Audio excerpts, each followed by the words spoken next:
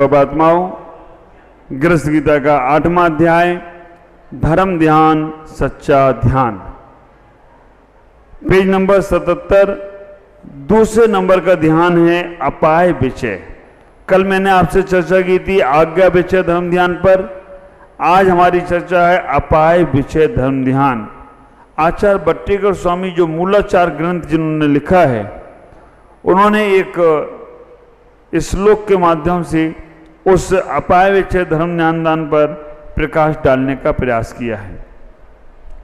कल्याण पाव गायो पाए विषणादि जीर्ण मद मोविंच विषीणादि वा पापाए जीवान सुहेया स्वेहेया। आचार्य कह रहे हैं जिनमत का आश्रय लेकर कल्याण को प्राप्त कराने वाले उपायों का चिंतन करना अपाय विषय नाम का धर्म ध्यान है। आप इसको ऐसे समझने का प्रयास करें। अपाय विषय धर्म ध्यान का मतलब है संसार में कितने जीव हैं और वो जीव दुखी। आप विचार करके रखना, आपको अपाय विषय धर्म ध्यान में कोई पूजा पाठ नहीं करना, कोई उपवास तपस्या नहीं करना, कोई मंत्र साधना नहीं करना, केवल अपाय विषय धर्म ध्यान में संसार के दुखों का चिंतन करना। संसार के कितने दुख हैं इनका चिंतन करने मात्र से तुम्हारा अपाय विषय नाम का धर्म ध्यान हो जाता है। आप ख्याल करो, संसार में अगर हम दुखों को देखने के लिए जाएं, हम लोग सोचते हैं कि हम सबसे ज्यादा दुखी हैं। एक बार एक आदमी भगवान के पास शिकायत कर रहा था, भगवान कैसी किस्मत मेरी लिखी, सबसे फूटी किस्मत मेरी है।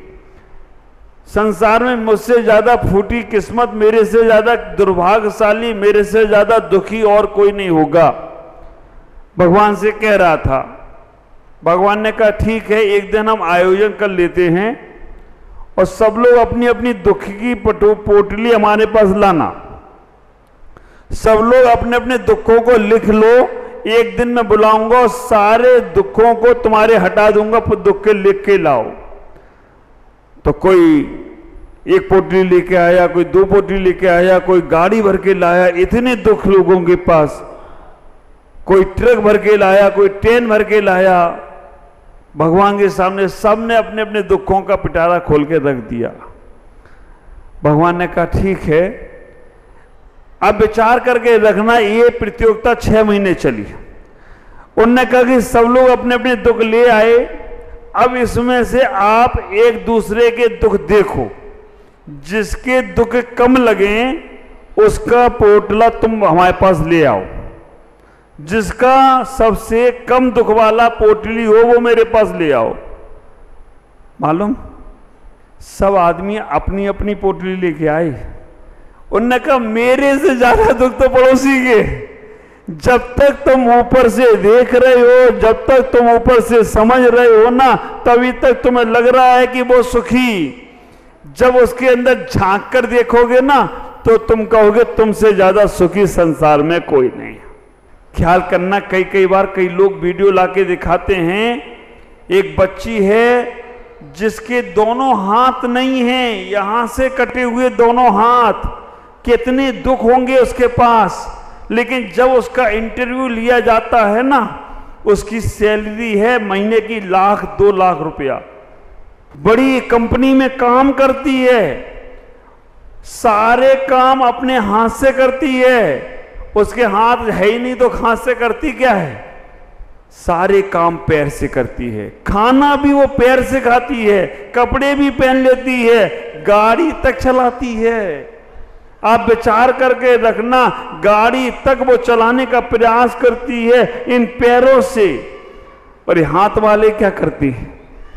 तो आप विचार करना, हाथों से नहीं हमारे पास हैं। भगवान के पास जाकर कहना कि भगवान संसार में ऐसे भी लोग दुखी हैं जिनके पास हाथ नहीं हैं, जिनके पास पैर नहीं हैं, नहीं चल पाते, बेसहारे बैठे हैं। कैसे कैसे दुखों को हम अगर देखने का प्रयास करें, एक इंद्री के दुखों को देखो आप। एक इंद्री पेड़ पौधे सर्दी गर्मी बरसात सहन करते हैं और तुम्हें फल देते हैं, तुम्हें छाया देते हैं, फिर भी कहीं कोई तुम्हारा घर मकान बनना हो उन्हें तुम काट देते हो, कभी उनको आग लगा देते हो। विचार करना कितने दुखों को वो एक इंद्री की पर्याय में सहन कर रहे हैं। एक इंद्री हवा पानी सब कितना सहन किया जा रहा है। और ये आप विचार करना, ये सारे कष्ट आपने भी सहन किए हैं। एक इंद्री की पर्याय में आप भी गए हो, और अगर तुमने कहीं कोई सम्यक को प्राप्त नहीं किया, अगर सम्यक दर्शन की भूमिका नहीं बनाई, आपने आत्म कल्याण की भूमिका नहीं बनाई, तो देवताओं के लिए भी कह देते हैं सम्यक दर्शन बिन जो, आप विचार करके रखना, सम्यक दर्शन के बिना वो देव भी एक इंद्रिय की पर्याय में चले जाते हैं, जो भोगों को भोग रहे हैं, जिनके पास हजारों अप्सराएं हैं। छैराला में क्या है वो, सम्यक दर्शन बिन जो षडभु भवनवासी, छैराला में आती है, 70वें नंबर का दोहा है, याद है किसी को? आप विचार करके रखना। लेकिन भावार्थ में बता दे रहा हूं, दोहा गाथा आता सब तुम याद करते रहो। भावार्थ क्या है कि सम्यक दर्शन के बिन वो स्वर्ग के देव भी आकर एक इंद्रिय की पर्याय में चले जाते हैं। कितना कष्ट, जिसके पास राजा महाराजाओं का पुण्य है, जिसके पास अप्सराएं हैं, भोग हैं, कल्प वृक्ष हैं, केवल सम्यक दर्शन प्राप्त नहीं किया, उसी कारण से वो एक इंद्रिय की पर्याय में चला गया। पेड़ पौधों की पर्याय में कितने कष्ट हैं, कितने दुख हैं, हवा को, पानी को, जल को। आप विचार करना, जल जो तुम्हारा जल ही जीवन है, पानी पीने ना मिले तुम लोगों को शरीर का खून जलने लगता है। लेकिन उस जल की भी कितनी दुर्गति है, नालियों में पड़ा रहता है, वो हमारी जमीन पे पड़ा रहता है, कितने कष्टों को सहन कर रहा है। वो जल झरनों से गिर रहा है, कितने कष्टों को सहन कर रहा है। जल भी एक जीव है।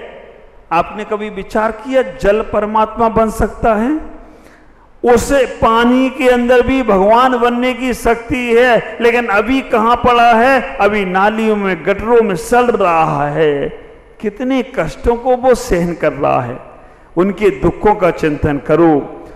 पृथ्वी जल अग्नि काय उसमें भी जीव है, वायु काय उसमें भी जीव है, वनस्पति काय उसमें भी जीव है। पृथ्वी को खोदते हैं, कितना कष्ट, जैसा कष्ट हमको होता है वैसा ही कष्ट उनको हो रहा है। अगर मेरी कोई चिंटी भरता है तो हमें दर्द होता है, ऐसी पेड़ के कोई छाल उतारे उन्हें भी कष्ट होता है। कभी अकेले बैठो भगवान के पास, पूजा नहीं करना, एक बार यही अपाय विचय नाम का धर्म ध्यान करना। एक इंद्रिय की पर्याय, दो इंद्रिय की पर्याय में कितना कष्टों को सहन किया, कितना कष्ट। दो इंद्रिय, लट, सुड़ी, आप विचार करके रखना, गिजाई, ये सब दो इंद्रिय की पर्याय हैं। केचुआ, ये सब पर्यूषण में प्रतिक्रमण में कराऊंगा इनका प्रतिक्रमण। अभी तो इतना विचार करो उनको कितने कष्ट हैं। आप अपनी गाड़ी लेकर निकलते हो और जमीन में कोई भी दो इंद्रिय जीव होता है, सब मरण को प्राप्त हो जाते हैं, कोई सुनने वाला नहीं उनकी। उनका भी परिवार है लेकिन कोई नहीं सुनता है। तीन इंद्रिय चींटी चींटा घर में निकल जाए तो हम उनके लिए लक्ष्मण रेखा खींच देते हैं। घर में चींटी चली जाए, अगर हमारे घी के डब्बे में चींटियां चली जाएं, चीनी के बॉक्स में चींटी चली जाएं, तो हम अपनी चीनी को बचाने का प्रयास करते जिनमें कोई प्राण नहीं है, घी को बचाने का प्रयास करते जिस घी में कोई कीमत नहीं है। 100, 200, 500 रुपए की चीज बचाने को परमात्मा रूपी चींटी को कितना कष्ट देते हो आप। ख्याल करके रखना, ये भाव ही नहीं आता है। देखना, विचार करना, चिंतन करना, शक्कर के डब्बे में अगर चीनी में चींटी आ जाए तो तुम क्या बचाते हो? ईमानदारी से बोलना, चीटी या चीनी? चीनी है ना। ईमानदारी का उत्तर तो यही है कि चीनी बच जाए, चीटी जाए भाड़ में। लेकिन वो चीटी को दुख देखो, वो चीटी आई थी और कितनी चीनी खाकर जाएगी, लेकिन फिर भी हम उस चीटी को पकड़ देते। हमारे शरीर पर अगर कोई आकर चीटी चिपक जाए, है ना, थोड़ी सी, कितना मच्छर आ जाए तो, हाँ, राइस के बाबा बोले क्या किया जाए? आप विचार करके रखना। कई बार ये जंगल है ना, महिलाओं का जंगल, इसमें जुए निकल आते। अब जुआ निकल आए तो क्या कहते हैं, और गाना है ना कौन सा, मार दिया जाए या छोड़ दिया जाए, बोल तेरे साथ क्या सलूक किया जाए। ऐसे देखते उसको कि यही मेरे जंगल में घूम रहा था।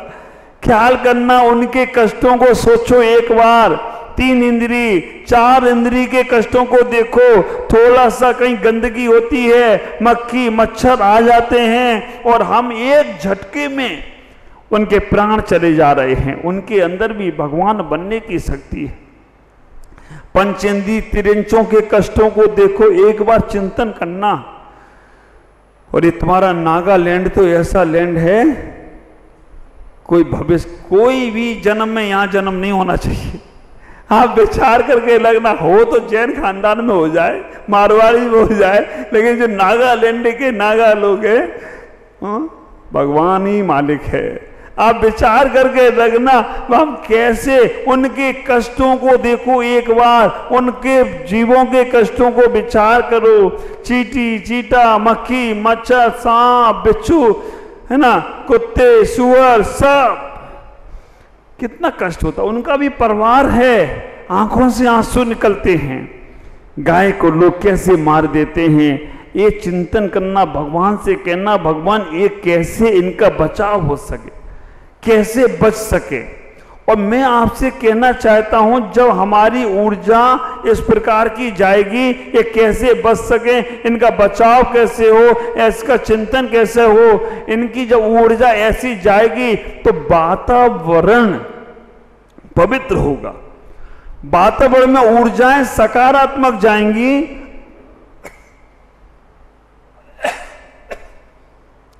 तो सकारात्मक ऊर्जाओं से जब समावेश जिस व्यक्ति का होता है तो अपने आप वो जगह चेंज होने लगती है, उसका मन चेंज होने लगता है।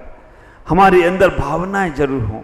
रास्ते से आप जाओ, जब रास्ते में कभी कोई इस प्रकार की घटना देखते हो, कहीं कोई कसाई, कहीं कोई व्यक्ति इस प्रकार के देखते, क्या रोज दिखता है आप लोगों को, बस एक ही भगवान से भावना भाना, भगवान इनको सद्बुद्धि देना, इन जीवों को कष्ट सहन करने की शक्ति देना, और भगवान इनको सम्यक दर्शन प्राप्त होना।